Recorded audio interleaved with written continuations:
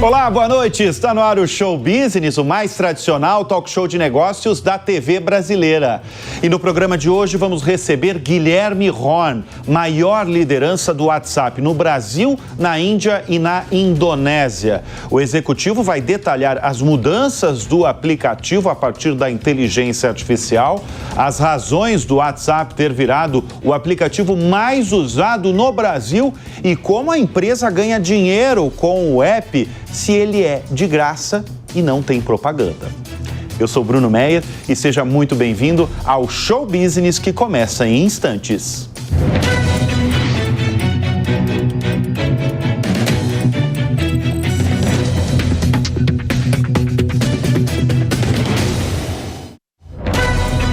Ele foi escolhido pela Meta para liderar a operação do WhatsApp no Brasil, na Índia e na Indonésia.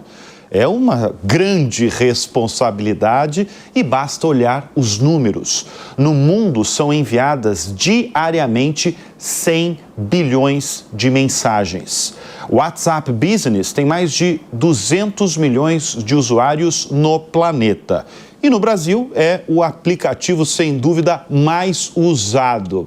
Nós vamos conversar nesta edição do Show Business com Guilherme Horn, head do WhatsApp. Obrigado pela presença aqui em nosso estúdio, Guilherme. Eu é que agradeço. Na avaliação da empresa, por que o WhatsApp é muito mais popular no Brasil do que em outros países, especialmente os Estados Unidos? Existem algumas explicações para isso, mas eu destacaria assim, dois elementos. Primeiro, o SMS, né, custava caro em muitos países. Brasil entre eles. Se a gente pegar países emergentes, né, o SMS era caro, a gente pagava para enviar e para receber. Né? E foi nesse momento que surgiu o WhatsApp. Então, nos Estados Unidos, por exemplo, nessa época o SMS já estava incluído dentro dos planos das operadoras, dentro dos planos de dados. Né? Então, esse é um elemento importante, mas tem um elemento adicional e que aí o Brasil se destaca muito, que é um elemento cultural. Nós somos um país conversacional. Conversador? O brasileiro. O brasileiro é conversador, né? A gente está na fila... Gosta de um papo. Está na fila, né? Da padaria já está puxando assunto, já fica... Né? Sai dali amigo já da pessoa, né? Então, a gente gosta de conversar. Então tem um fator cultural extremamente importante. Extremamente importante. Agora, o WhatsApp no mundo... E no Brasil, o WhatsApp no Brasil, ele configura em que posição? Qual que é a nossa relevância? Nós somos o terceiro país em quantidade de usuários. Então, a gente tem Índia, né, depois Indonésia, depois o Brasil. Nós somos o terceiro em quantidade. Que não dá para competir com a Índia. Exatamente, né? Exatamente. Com então, 1 bilhão da Índia. Não dá. Mas, quando a gente olha intensidade de uso, o Brasil é o primeiro. Intensidade, você diz o quê?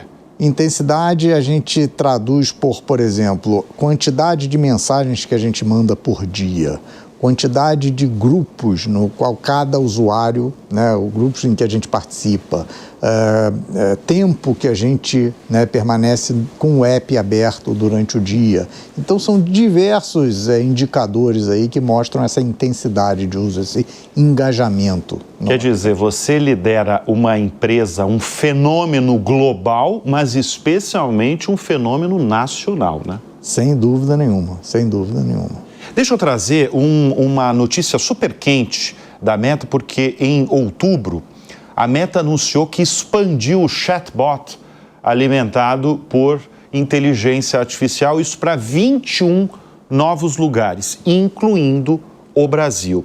Como é que é o aplicativo? Como tem sido o aplicativo com essa expansão de inteligência artificial dentro dele? Isso é algo assim que coloca, né, toda a conversa por aplicativo de mensagem num outro patamar. Né? Então, eu voltei recentemente da Índia e eu vi um caso lá que me chamou muita atenção.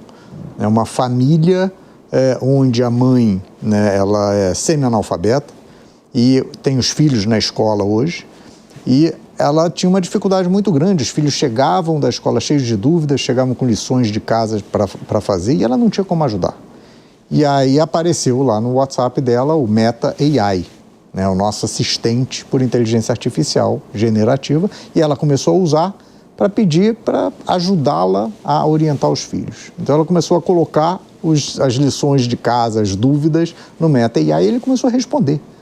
Né? Em pouco tempo ela percebeu que ela tinha um professor particular, 24 horas por dia, 7 dias na semana, de graça, e de todas as matérias.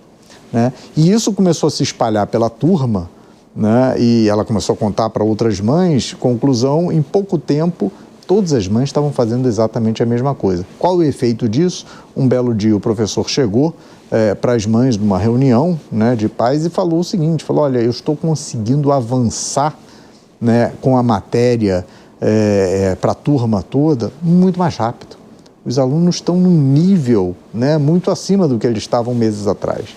Então, esse é o impacto, né, da inteligência artificial na vida das pessoas. Você está falando, então, até de um impacto social. Sem dúvida nenhuma. E o que vem mais por aí? Você tem essa resposta? Como executivo da empresa, você tem a resposta. Mas em relação à inteligência artificial, eu não sei se você tem essa resposta. A gente está no início, né, dessa jornada, mas o que a gente pode já ver é assim, um impacto muito grande em produtividade, né, um impacto muito grande na eficiência das empresas, por exemplo. Né, a gente já vê os agentes, né, sendo usados, a gente já tem clientes que estão usando, né, já há alguns meses os agentes de inteligência artificial, e o impacto é muito grande. Né, o impacto em conversão de vendas, o impacto em satisfação do usuário. Né, a gente tem um caso muito interessante de um banco usando um agente de AI para atender consumidores, e a reação dos consumidores foi, nossa, agora eu sinto que eu estou falando com um ser humano. Né, como melhorou o atendimento. Porque a AI responde de uma forma muito mais elaborada do que um atendente. É porque os chatbots dos bancos no passado, alguns poucos anos ainda, era uma coisa muito mecânica, né? Não era humanizado. Né? Muito, exatamente. Está dizendo então que está evoluindo. Está evoluindo. Eu até ia perguntar qual é o setor da economia que está mais evoluindo em relação à AI. Eu acho que você já me respondeu. É o sistema financeiro? Eu acho que como eu falei, essa transformação está muito no início. Né? O setor financeiro está investindo pesadamente. Talvez seja um dos que tem a maior capacidade de investimento e por isso a gente está vendo mais resultado. Né? Mas eu acho que a transformação vai ser em toda a sociedade.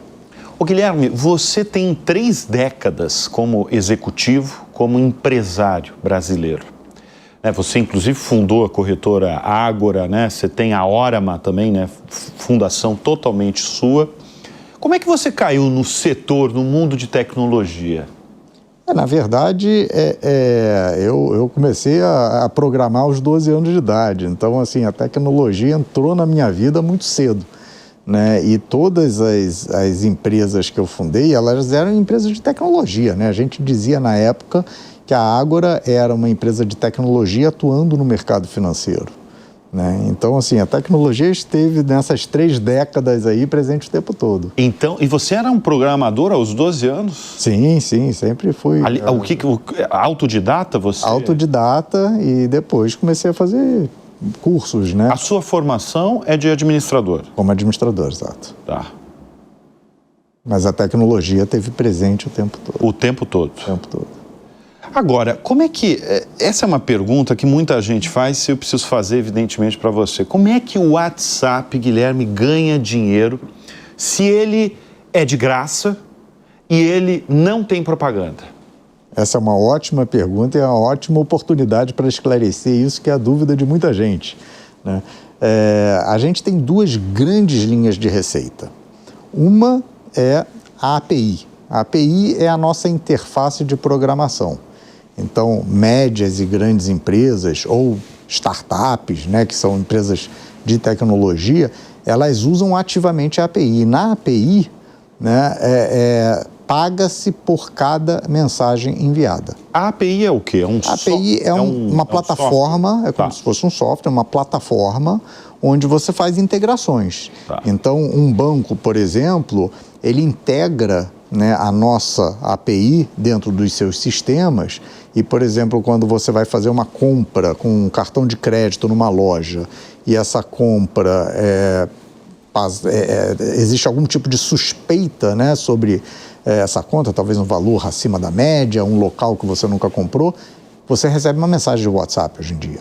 Né? A maioria dos bancos te manda uma mensagem de WhatsApp. E você responde ali, sim, sou eu que estou fazendo essa compra e tal. Ou você quer fazer hoje você consegue fazer um Pix pelo Então WhatsApp. Isso tudo é integrado com vocês. Tudo isso banco, é integrado. Ele contrata o serviço de vocês. Na verdade, é uma contratação totalmente digital, né? Assim, a API está na nuvem, ou a gente tem parceiros também que ajudam na integração, mas o importante é que paga-se, né? As grandes empresas, médias empresas que usam a API, paga por cada mensagem enviada. Né? Então, isso é a primeira grande linha de receita que a gente tem. E a segunda é um anúncio que as empresas fazem ou no Facebook ou no Instagram, que levam diretamente para uma conversa no WhatsApp, que é o que a gente chama click to WhatsApp, clique para o WhatsApp. Né? Então, são duas principais linhas de receitas. Mas hoje o WhatsApp ele tem 3 versões, né? Tem a versão que é a mais famosa, gratuita, né, feita para o consumidor. Tem o WhatsApp Business. Exato. Essa WhatsApp Business é gratuito? Gratuito também. E ele é focado para todo tipo de empresa, pequenas, médias empresas? Pequenas empresas. Ele é muito focado em pequenas empresas. Ele é o quê, por exemplo? Se eu tenho um comércio, eu posso enviar por ele um catálogo de Você produtos? pode cadastrar o seu catálogo ali. Ele é um sistema, olha, eu fui um pequeno empresário durante muito tempo e eu fico impressionado com o que o WhatsApp Business, que é gratuito, tem hoje, né, oferece hoje para um pequeno empresário. Então você consegue colocar todo o seu catálogo de produtos, você consegue criar uma lista de transmissão, uma lista, né, de clientes para os quais você quer enviar ofertas, você consegue cadastrar respostas automáticas. A loja funciona de 9 às 18 horas, sábado de tal hora, tal hora. Então, você consegue fazer um monte de coisa ali que antigamente você tinha que pagar um sistema, né, e não era barato. E está tudo ali no WhatsApp, né? Está 24 horas por dia com o dono da padaria. Né? Então, assim, o WhatsApp Business é uma ferramenta muito poderosa, ela é totalmente gratuita. O pequeno empresário, ele pode fazer uma assinatura de verificação, que isso é muito interessante, que a gente lançou em março desse ano, um Meta Verified. Então, é um selinho, né, que comprova que aquele é um negócio legítimo, né, e isso dá muita confiança, né, para o consumidor, né, que quando ele vê um selinho ali, ele sabe que ele está falando com um negócio, não é uma fraude, ele está falando com um negócio verdadeiro. Agora, a gente está falando do aplicativo mais usado no país, a gente está falando dessa opção, dessa versão para se fazer negócios, né? Eu sou dono de uma padaria, posso enviar um catálogo para os meus clientes através do aplicativo. Qual que é o impacto do WhatsApp na economia brasileira? Olha, eu diria, Bruno, que assim, o PIB passa pelo WhatsApp. Durante a pandemia, a gente viu o impacto que o WhatsApp teve, principalmente nas pequenas e médias empresas. Pouquíssimas tinham alguma presença no mundo digital. Tinham um site, tinham um perfil numa rede social. A grande maioria não tinha nada, né? E estavam de portas fechadas. Então, a única forma de comunicação, relacionamento e venda para os clientes foi o WhatsApp. O WhatsApp foi uma ponte para o mundo digital para essas empresas. E elas saíram da pandemia, né, com uma presença digital muito forte. Isso foi uma grande lição para a gente, como empresa, porque foi algo que aconteceu de forma orgânica. Então, a gente aprendeu muito como empresa, né, como essas pequenas empresas estavam usando o WhatsApp, e daí vieram muitas inovações e muitas melhorias na API, que é mais voltada para médias e grandes empresas. Então, mas sem dúvida nenhuma, o impacto do WhatsApp na economia brasileira é muito grande. Você falou do PIB, né? O PIB passa pelo WhatsApp. Mas vocês têm algum número? Não temos um número, não temos um número. Vocês não têm um número, né? Não, mas assim, mas a gente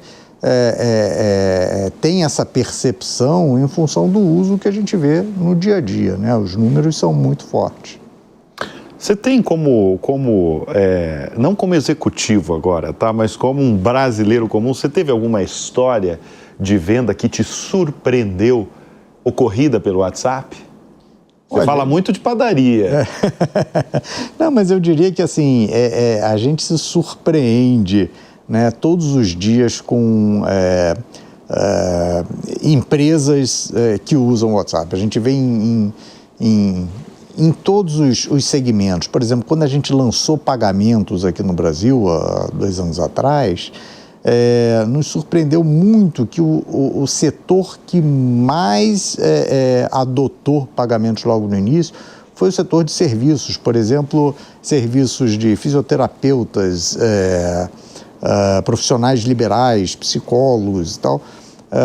Eles viram no pagamento pelo WhatsApp uma forma muito simples de resolver um problema que eles tinham, né, que era receber, né, dos clientes. Então, a gente se surpreende assim, diariamente com os casos de uso, e o brasileiro é muito criativo, a gente sabe, né? Então a gente vê assim, diversos setores usando o WhatsApp de uma forma muito intensiva e surpreendente. Ô Guilherme, eu lembro muito da sua chegada no WhatsApp. Eu mesmo, como além de apresentador, sou comentarista aqui de negócios nos jornais aqui da Jovem Pan, eu lembro da sua chegada, porque foi uma notícia que mexeu, de certa forma, com o setor, porque são poucos, pelo menos eram, poucos os países que tinham uma liderança do WhatsApp. E o Brasil recebeu essa liderança e, desde então, é o Guilherme Horn. Qual que é a sua missão como grande líder do WhatsApp no país? Eu diria que manter a relevância do WhatsApp para o usuário é talvez o maior desafio que a gente tem. Porque a gente sabe que usa-se com muita intensidade aqui, né? Nós sofremos hoje no Brasil de uma sobrecarga de mensagens, né? Todos nós participamos de um monte de grupos, aqueles grupos que a gente não pode sair, né? Mas vocês inventaram um negócio também recente, né? Que dá para sair sem todo mundo saber, né? Só o administrador saber. Só o administrador sabe. Só o administrador, mas isso foi uma tremenda inovação isso. Você tem noção do impacto? Sim, com certeza. Eu ouço isso diariamente. Pode ter certeza disso. Você já saiu de grupo, né? Não tem jeito, né? Não tem jeito. Tem uns que a gente tem que sair. Mas tem outros que a gente só silencia, né? E não recebe as notificações e tal.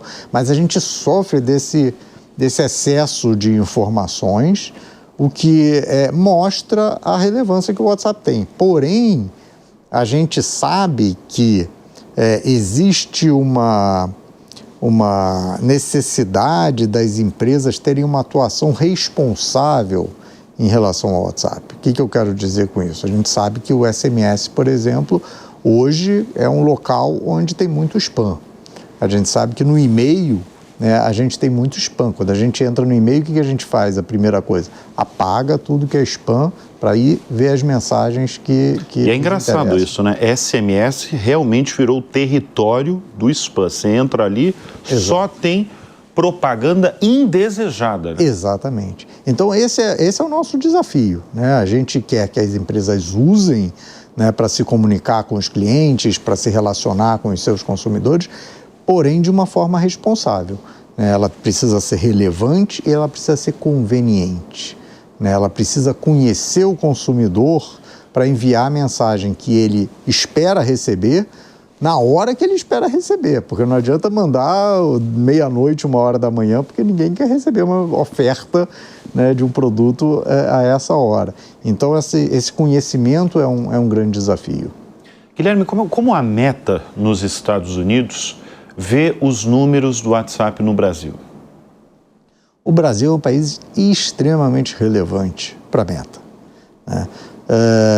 O WhatsApp, como eu falei, aqui no Brasil, ele tem uma intensidade de uso que chama atenção, né? Então, quando a gente olha, por exemplo, a gente faz muita pesquisa né, junto a usuários.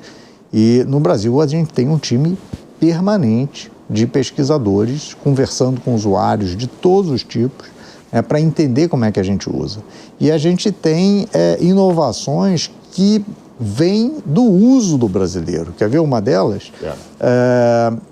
A funcionalidade de você mandar uma mensagem para você mesmo. Ah, sim. E foi ótimo. Eu uso muito. Então, aquilo foi Você consegue organizar ali.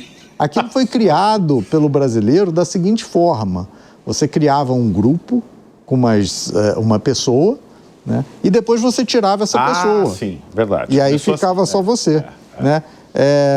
Quando a gente mostrou isso, né, para os nossos gerentes de produto na Califórnia, falaram, olha só como é que a gente faz um grupo da gente mesmo aqui no Brasil. A gente falou, nossa, isso é sensacional, mas isso é fácil de criar.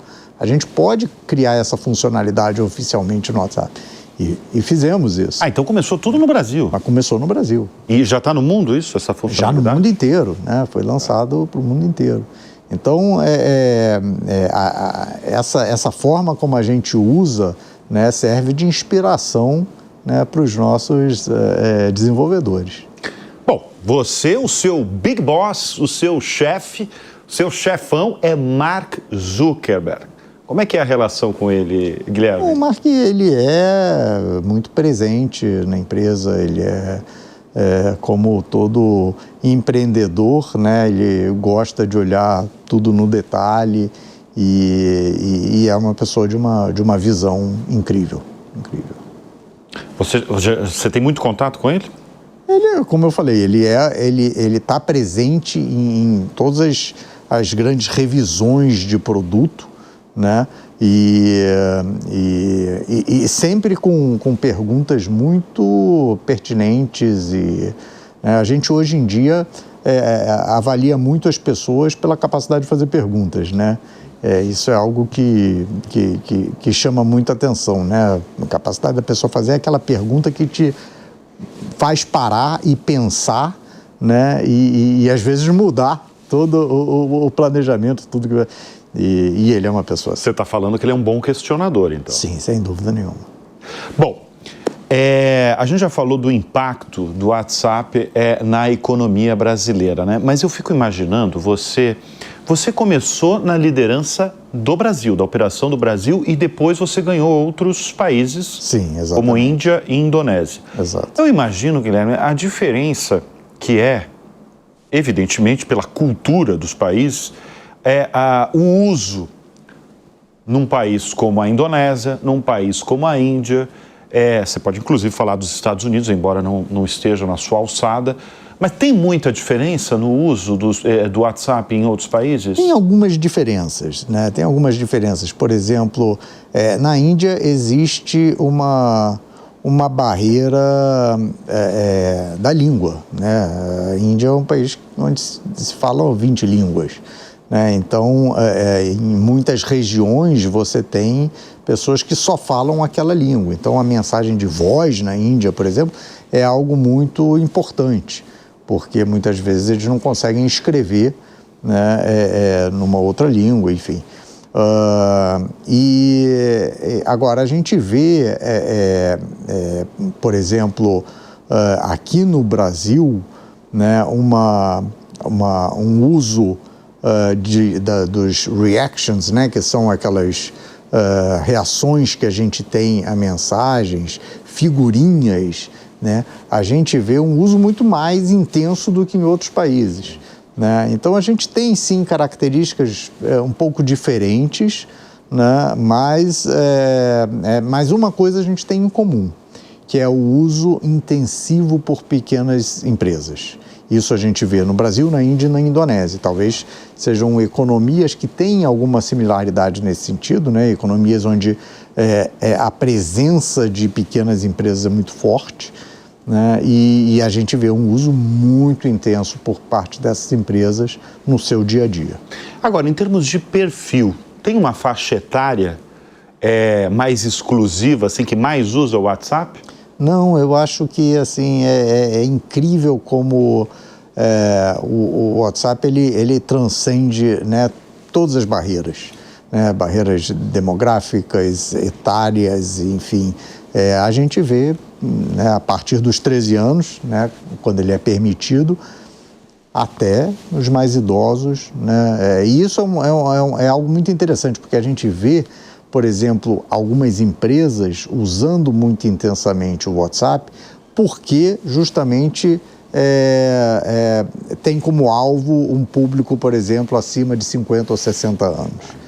Né? Então, a gente tem bancos no Brasil que usam o WhatsApp muito intensamente, porque sabe que o seu público não gosta de abrir o aplicativo, de usar o aplicativo, tem uma certa dificuldade.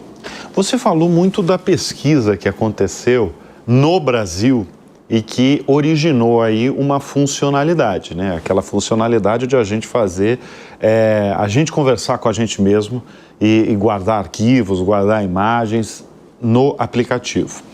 Agora, vocês têm, o WhatsApp tem uma área de pesquisa grande, né? Essa área de pesquisa fica onde? Na Califórnia? Na verdade, ela fica espalhada pelo mundo, né? A gente tem uma gestão na Califórnia, mas a equipe fica espalhada pelo mundo todo. E como eu falei, o Brasil é um país muito relevante, né? E é uma área de pesquisa em que se conversa muito com os consumidores de forma aberta, né, para a gente, de forma exploratória, né, para entender o comportamento, entender as dores, problemas que são resolvidos pelo WhatsApp, problemas que não são resolvidos, né, e o produto está em constante evolução. Se a gente olhar para esses 15 anos de vida do WhatsApp, o produto evoluiu muito. É isso que eu ia perguntar para você. Assim, quais foram as grandes transformações nesses 15 anos? Eu acho que quando a gente olha assim, de uma forma geral para o nosso comportamento, né, há 15 anos atrás, você ligava para uma pessoa quando queria falar com essa pessoa. Hoje você manda uma mensagem. Hoje você evita ou fala, né? Pode falar? Pode falar, exatamente. Você manda uma mensagem antes. Boa parte das pessoas, não gosta ainda de receber ligação, né? Gosta de falar no WhatsApp ou mandar áudio no WhatsApp. Manda por aqui mesmo, né? Fala por aqui. Né? Então, assim, a comunicação mudou. Eu acho que esse é o fator mais importante. Né? Isso mundo ou Brasil? Mundo. Né? O WhatsApp está presente em mais de 200 países. Então, assim, a nossa forma, né, de se comunicar, ela mudou. Né?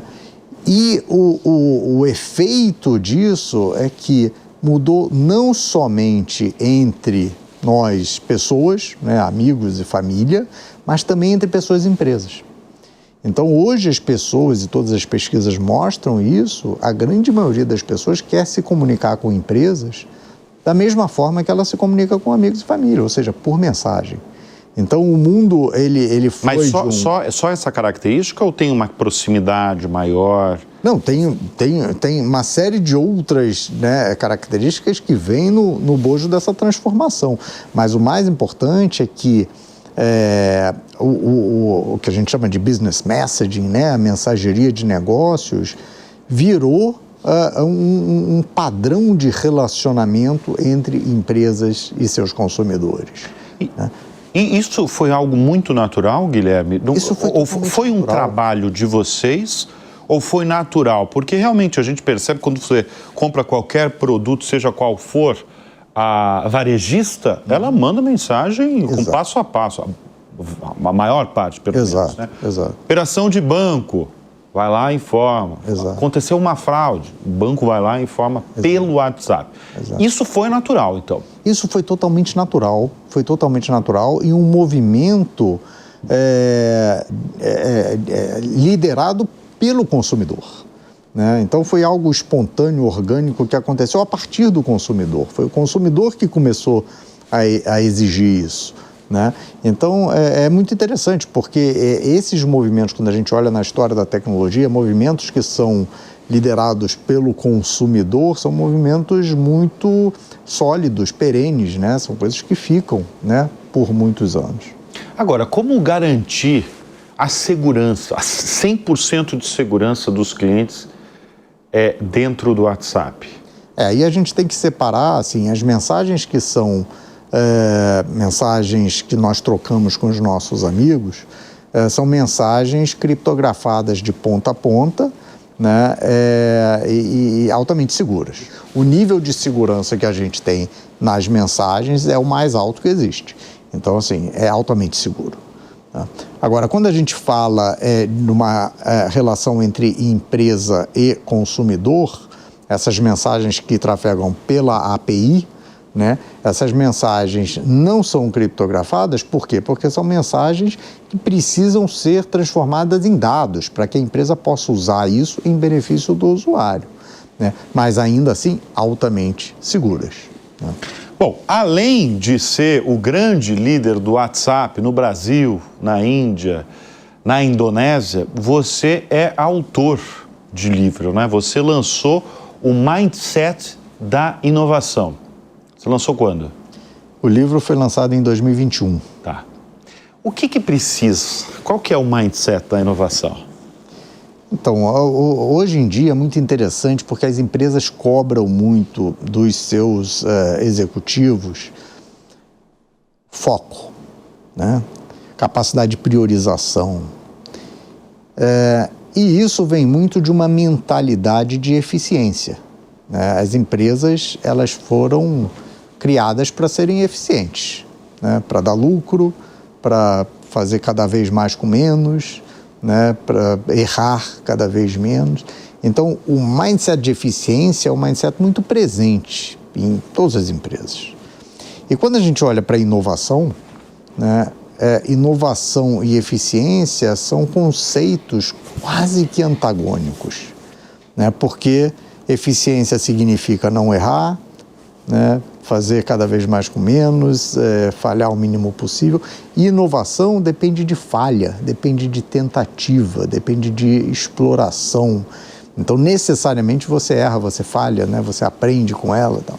Então, aliar esses dois conceitos é um baita desafio para qualquer empresa. E no nível da pessoa, do profissional, né? Da mesma forma que as empresas exigem o foco, uma empresa inovadora exige curiosidade das pessoas. Quer dizer, para você ser um inovador, você precisa ser curioso. Sem dúvida, precisa ser muito curioso. Curioso com tudo? Com tudo, né? A curiosidade te leva a fazer perguntas, te leva a explorar, né, coisas desconhecidas, territórios desconhecidos, né? Te leva a fazer associações, né? Então, já tem muita empresa hoje medindo o índice de curiosidade, IC, o índice de curiosidade das pessoas.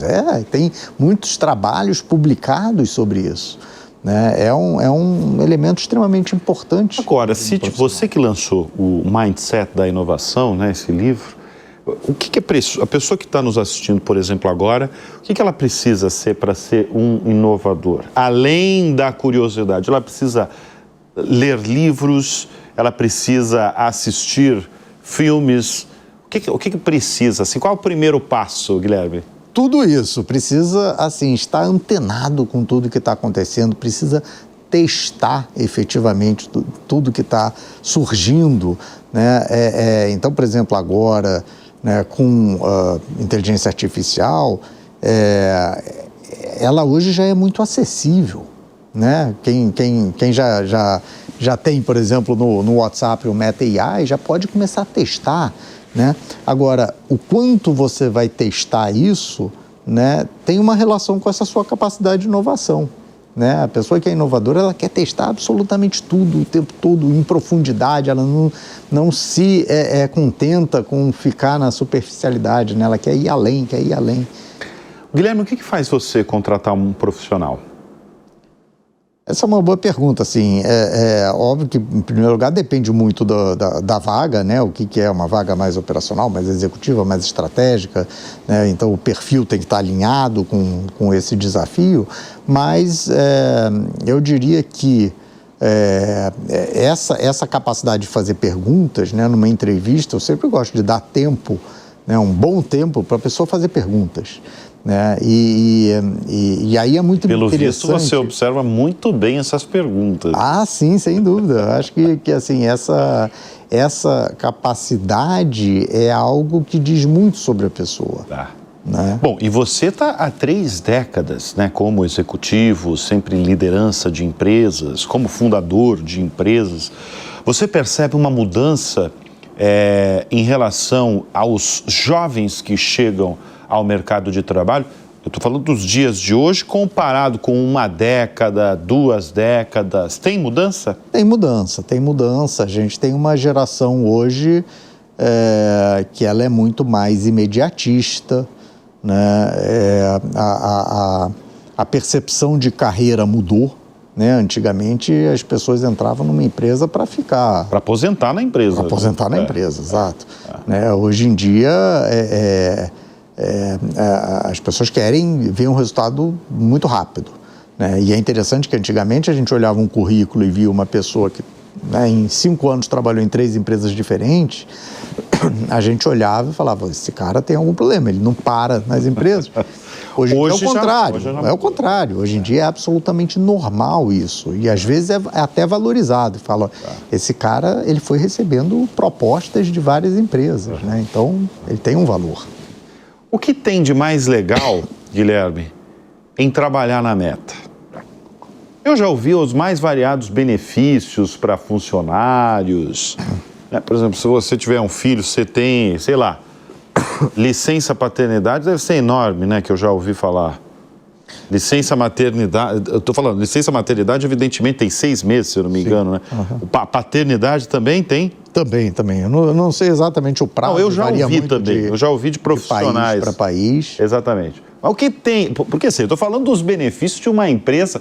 E quando a gente está falando da Meta, eu falo com muita frequência das novidades da Meta, porque é uma das mais valiosas empresas, uma das mais valiosas companhias do mundo, né? Chefiada por Mark Zuckerberg. O que tem de mais legal aí trabalhar numa empresa como a Meta? Independente dos benefícios, né, que hoje muitas empresas têm, eu acho que é a capacidade de você estar construindo um pouco desse futuro que a gente está vivendo, né? Está participando dessa construção. No caso do WhatsApp, por exemplo, é um produto que tem um impacto incrível. A gente tem projetos de impacto social no mundo inteiro que alcançam assim, tanta gente e impactam tanto a vida das pessoas. A gente tem presença, por exemplo, em catástrofes, né? Recentemente a gente teve as enchentes no Rio Grande do Sul.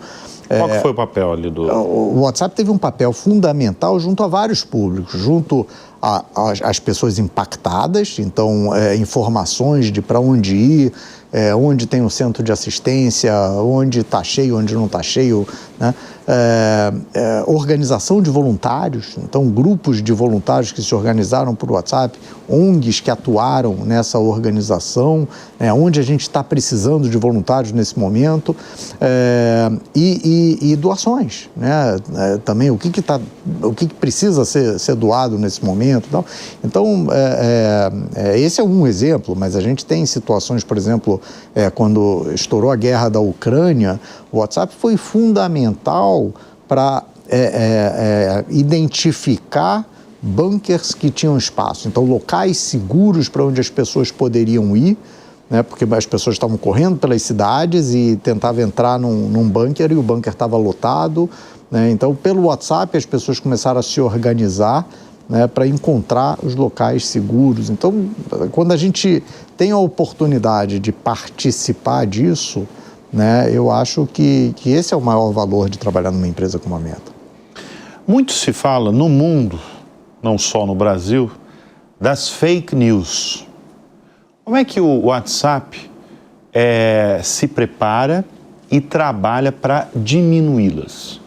O WhatsApp, primeiro, a gente não pode esquecer que as mensagens são criptografadas, então o que está circulando por ali a gente não tem acesso, a gente não tem como saber, né, se é uma mensagem entre famílias ou se é uma fake news circulando num grupo. Então, esse é um ponto importante. Porém, nos canais, os canais, né, a gente lançou recentemente, hoje a gente tem mais de 500 milhões de pessoas acessando os canais, né? Ali sim a gente consegue identificar e os algoritmos são treinados para isso, né? Mas eu acho que o mais importante é que assim, as ferramentas que estão ajudando a combater, né, fake news em outras plataformas, né, acabam tendo um impacto dentro do WhatsApp.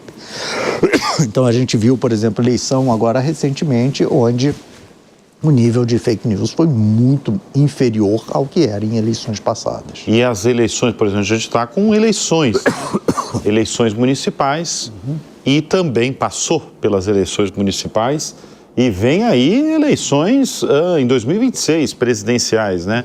Já vai vir... Vocês já estão discutindo, por exemplo, eleições presidenciais 2026?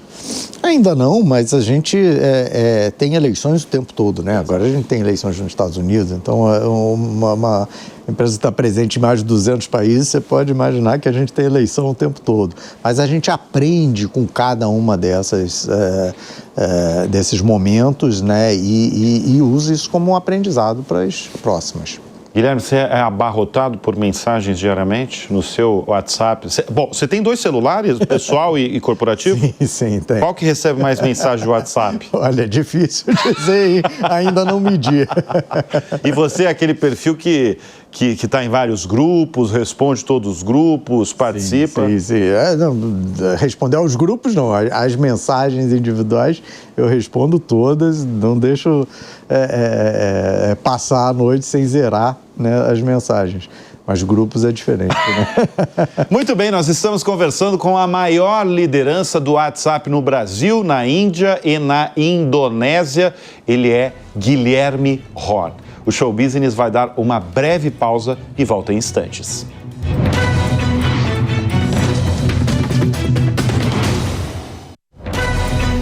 E nós estamos de volta com o Show Business neste programa com Guilherme Horn, a maior liderança do WhatsApp no Brasil, na Índia e na Indonésia. Guilherme, você já falou que o WhatsApp, ele se vende no WhatsApp mais do que no e-commerce, no comércio eletrônico brasileiro. No primeiro bloco você falou que é difícil mensurar, né, o quanto vale, o quanto o WhatsApp impacta na economia brasileira. Mas dá para falar, por exemplo, em setores, qual que mais se beneficia, ou quais são, talvez, os produtos aí mais vendidos pelo WhatsApp? Olha, a gente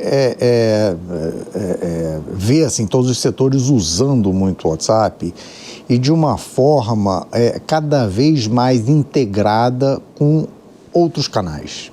Então, por exemplo, a gente tem exemplos de varejistas onde a prospecção é feita pelo WhatsApp. Então, os vendedores vão mandando mensagens, fazendo ofertas e conversando.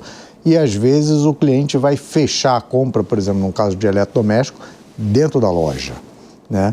Então, essa mensuração, né, de quanto se vendeu pelo WhatsApp e tal, eu diria que vai ser cada vez mais difícil por conta dessa omnicanalidade, né? E o que a gente gosta de ver é exatamente isso, né? O WhatsApp integrado, né, como uma plataforma integrada, né, nos negócios das empresas. Qual que é o tamanho da operação do WhatsApp no Brasil?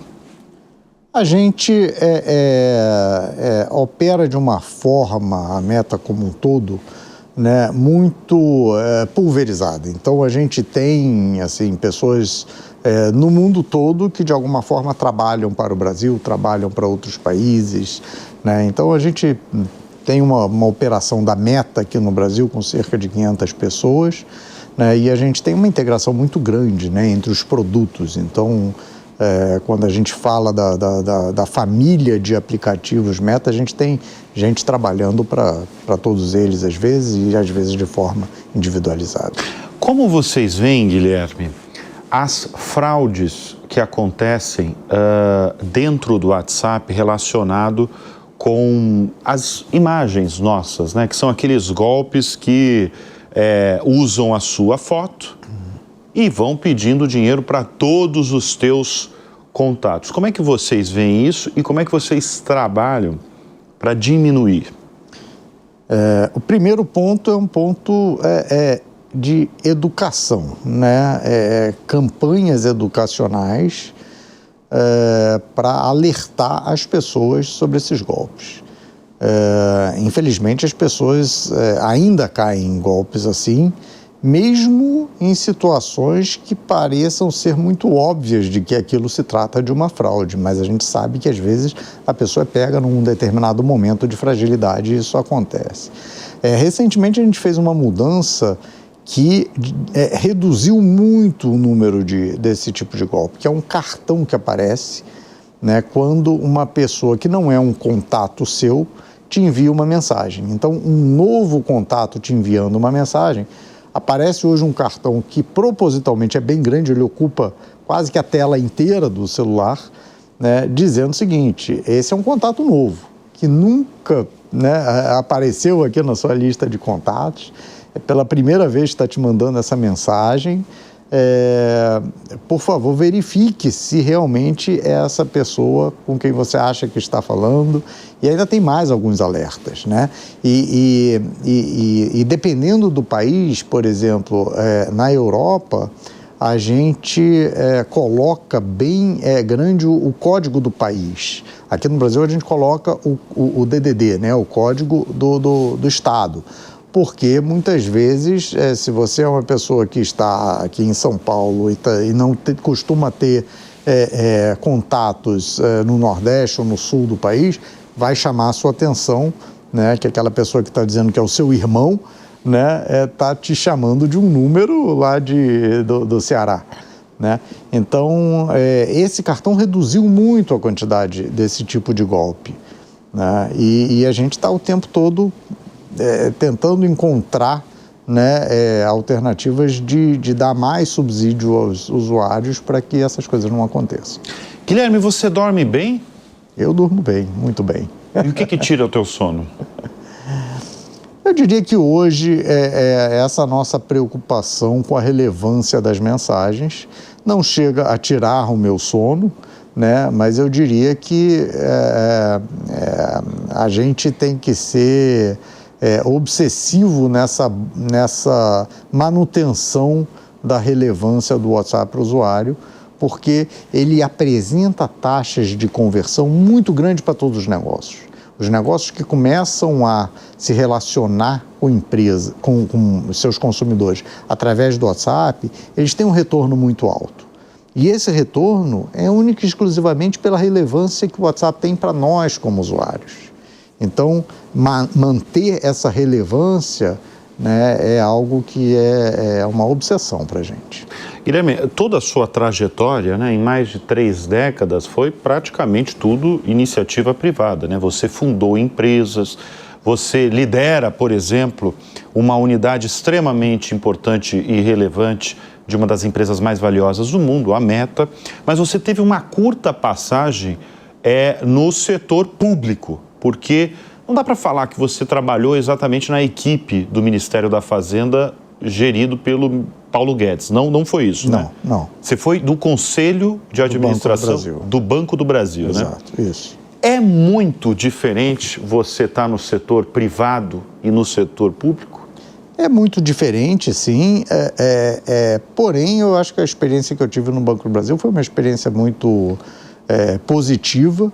Né? O conselho do qual eu fiz parte era um conselho com pessoas que vinham do mundo privado, né? Então com uma mentalidade muito parecida, né? E a gente conseguiu algumas realizações importantes para o Banco do Brasil e num curto espaço de tempo. Então eu acho que foi uma experiência, embora tenha sido no setor público, muito parecido com o que eu tive no setor privado. Mas você prefere o privado? Sim.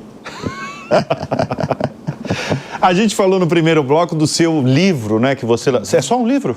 Só um livro. Vem mais por aí ou não? Talvez, quem sabe. E qual seria o tema? Não, ainda não. É que o primeiro foi o mindset da inovação. Exato. O tema da inovação é um tema que me fascina, eu sou completamente apaixonado e acredito que cada vez mais a inovação seja algo inevitável para qualquer empresa. O que é, afinal, a inovação para você? A inovação é uma invenção que vira produto, né? Porque invenção é uma coisa, é criar, né, alguma coisa. Agora, quando ela se torna um produto, algo que alguém está disposto a pagar por aquilo ali, aí é uma inovação. E você sempre foi inovador? Eu acho que sim, eu acho que... Como é que você se atualiza das coisas que acontecem no mundo? Porque no primeiro bloco você falou, né, que um inovador precisa ser muito curioso em relação a tudo. Como é que você se atualiza de tudo no mundo? Eu gosto muito de ler e não paro de ler, né? Então, é um leitor? Sim, e leio absolutamente tudo. Né? O que você está lendo agora? Então, livros eu leio vários ao mesmo tempo. Ao mesmo tempo? E eu releio livros, né? Então, eu gosto muito de reler livros que me marcaram. Então, é porque a gente sempre, numa segunda leitura, a gente descobre outras coisas. No momento eu estou relendo Outliers, por exemplo, que é um livro fantástico, em que o autor fala, né, das 10 mil horas que nós precisamos ter para poder nos tornarmos expert numa determinada função qualquer. Mas eu estou o tempo todo lendo, não só livros, mas blogs e mensagens, me atualizo pelos canais do WhatsApp o tempo todo, sigo, eu acho que dezenas de canais ali. Você falou do livro que você está lendo, né? Mas eu tive muita curiosidade agora. Qual que é o seu livro preferido da vida? Você tem deve ter um livro.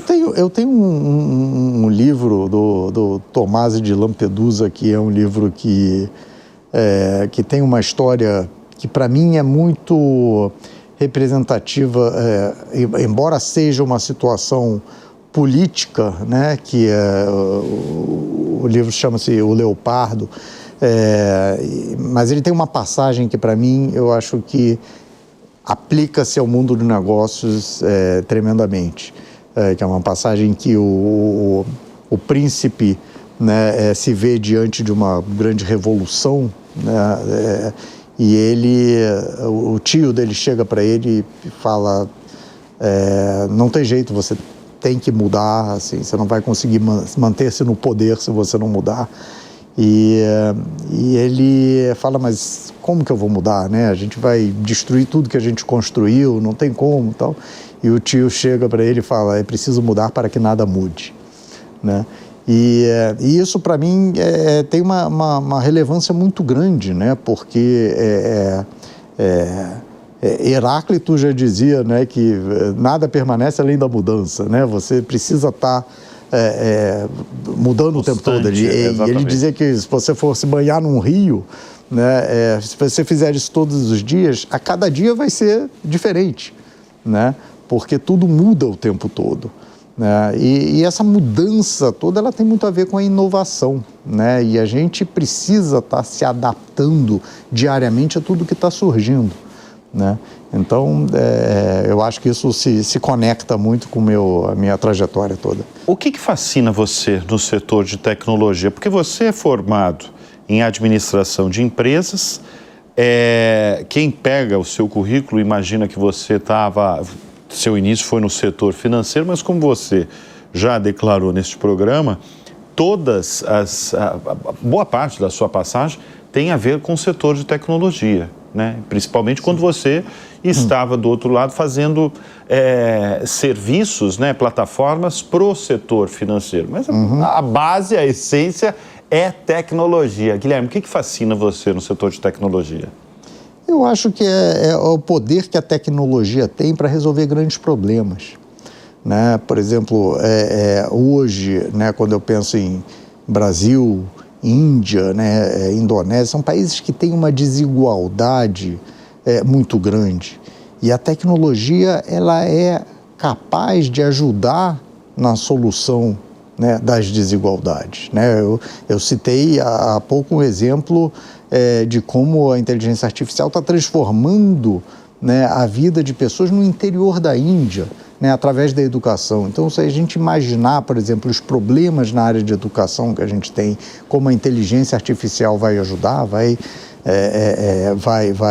causar um impacto muito grande, a gente vê a tecnologia com esse poder, né? Isso me fascina. E essas 3 décadas, aí mais de 3 décadas no setor, como é que você vê a inteligência artificial? Porque eu converso, né, semanalmente com as maiores lideranças do país e muitas estão surpresas aí com o avanço da tecnologia artificial. Acho que a gente está no início de uma revolução.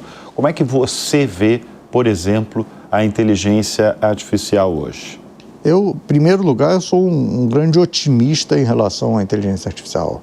É óbvio que a gente precisa ter cuidados, as regulamentações estão sendo criadas. Tem muita gente que tem medo de perder trabalho, né? Sim, mas o medo, ele sempre está presente em qualquer inovação. E revoluções, né? Exatamente. Faz então, parte. E quanto maior a revolução, maior é o medo. Então, é natural, né, que as pessoas reajam dessa forma. Mas, se a gente pensar na quantidade de empregos que vão ser criados a partir da inteligência artificial, né, eu sou um otimista. E eu acho que a inteligência artificial vai nos ajudar como humanidade, de fato, né, a resolver grandes problemas, enfim, que todos nós sabemos, né, o quanto estamos sofrendo hoje no planeta, mas eu acho que em termos de produtividade e eficiência vai trazer ganhos muito grandes, eu acho que para as economias em geral. Guilherme, você falou do seu livro preferido, você falou de uma passagem notável, né, envolvendo mudança, envolvendo, claro, inovação, afinal ele é o autor do Mindset da Inovação. Mas quem são as suas referências no mundo dos negócios e também na vida? Olha, eu diria que no mundo dos negócios a gente assistiu aí nessas últimas décadas, né, todas essas disrupções e transformações, e eu acho que todos esses empreendedores que estão fazendo essas grandes transformações são referências para mim, né? Então, o próprio Mark Zuckerberg, sem dúvida nenhuma, né, a capacidade de transformação que a Meta está tendo na vida das pessoas, em termos de aproximação, de criação de comunidades, né? Eu acho que, sem dúvida, assim, é uma grande referência. Mas a gente tem no Brasil também empresários, empreendedores fantásticos, né? Eu tenho o privilégio de ter tido lá na contracapa do meu livro algumas referências ali, né? Algumas citações. O Guilherme Benchimol, por exemplo, é um que está lá me citando como uma inspiração para empreendedores brasileiros, e eu fico muito feliz com isso, porque quando eu olho o que ele está fazendo, né, de transformação, ele sim é uma grande inspiração. São os dois, né? Os dois são grandes líderes brasileiros e que merecem ser ouvidos, por isso que está aqui no Show Business. Então, na verdade, citou 2 nomes, já está de bom tamanho. Mark Zuckerberg, eu imaginava que você ia citar, né? Afinal, não, mas é um grande líder, é realmente uma trajetória de inspiração mesmo. E Guilherme Benchimol no Brasil. Eu quero agradecer a presença, Guilherme. Super prazer, aí uma conversa extremamente gostosa. A gente soube aí as novidades, soubemos, sem grandes surpresas, o que o WhatsApp representa no Brasil, que é de extrema relevância, né? E também Pode adiantar algum plano aí para o ano que vem? Já tem? Muitos. Muitos. Vem muita novidade por aí. Vem muita novidade? Vem, com certeza. Menos áudio? Áudios curtos, alguma coisa? Você sabe que os áudios, a gente tem gente que pede uma velocidade maior, né? Porque 2 vezes já não dá mais. É o quê? 5? Né? Mas tá no planejamento ou não? Não. Esse não está no planejamento, não. Muito bem, nós conversamos nesta edição com Guilherme Horn, a maior liderança, né, o head de WhatsApp no Brasil, na Índia e na Indonésia. Foi um super prazer recebê-lo aqui. Eu que agradeço. E olha, o Show Business vai ficando por aqui. Um convite para você, se você quiser ter conteúdos exclusivos aqui da Jovem Pan, como vídeos dos nossos comentaristas, faça a sua assinatura. Entre lá, www.jovempan.com.br e assine. Obrigado pela audiência, obrigado pela confiança. A gente volta na semana que vem. Até lá. Tchau.